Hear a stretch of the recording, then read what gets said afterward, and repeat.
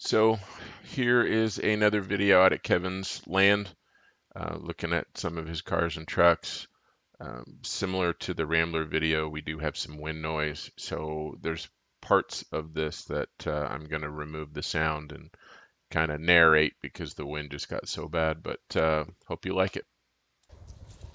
Yeah. You want to do one on this one? Yeah. Okay. It's a 67 F100 short bed. It's got a 6-cylinder in it, 3 in the tree. I think it was a Kansas truck. Got popped in the front a little bit, and they half-ass replaced a 3/4 clip on it with an F250 hood. The only reason I know that is because of the badge. The bed on this truck is in really good shape on the outside. The bed floor, when I got it, it didn't have all this metal in it, but it had like 6 inches of leaves in it, and I dug through that a little bit, and the bed floor is completely shot in most of all the places. But this is the one that's kind of more than likely one that will actually be drug out next. It's catching on the fender. Here Kevin explains that Kevin's youngest son, who's turning 16 soon, is showing interest in the truck. Maybe I buy another running parts-ish truck. Yeah. Just swap everything over since it's a nice and sought after Short bed. You can find long beds for realistic prices. If I could find a running driving long bed and transfer everything over, clean up the interior, because he's not big on paint. And if I could find a decent hood and a better fender, we could do some little bit of patina paint on those and try to match it up a little bit, and just make it look decent. And I'm thinking maybe some drop beams, just to lower it a little bit. Maybe pull a spring or two out of the rear end to buy some. You've learned your lesson Spring hangers. about not going too far. Yeah, it doesn't need to go as far as the 57. We want it drivable. No bump steer. You don't need to give a 16-year-old kid a truck with bump steer on it. No. It's a quick way to end up in the ditch or upside down.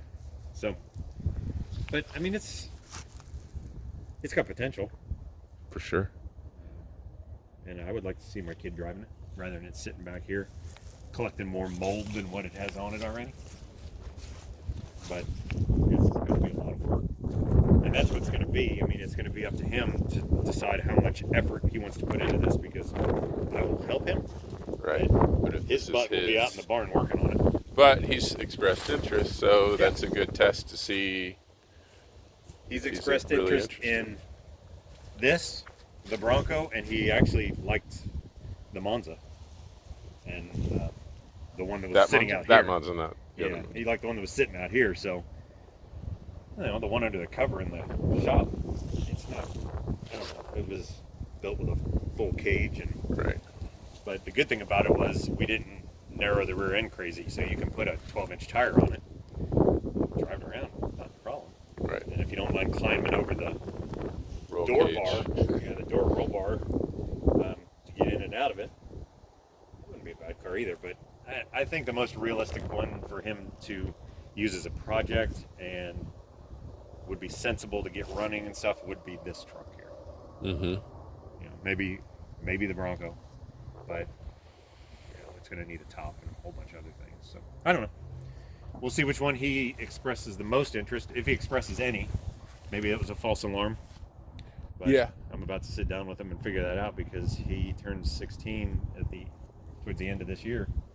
So if one of these is seriously a project that he's interested in doing, it needs to get itself into the shop and get figured out.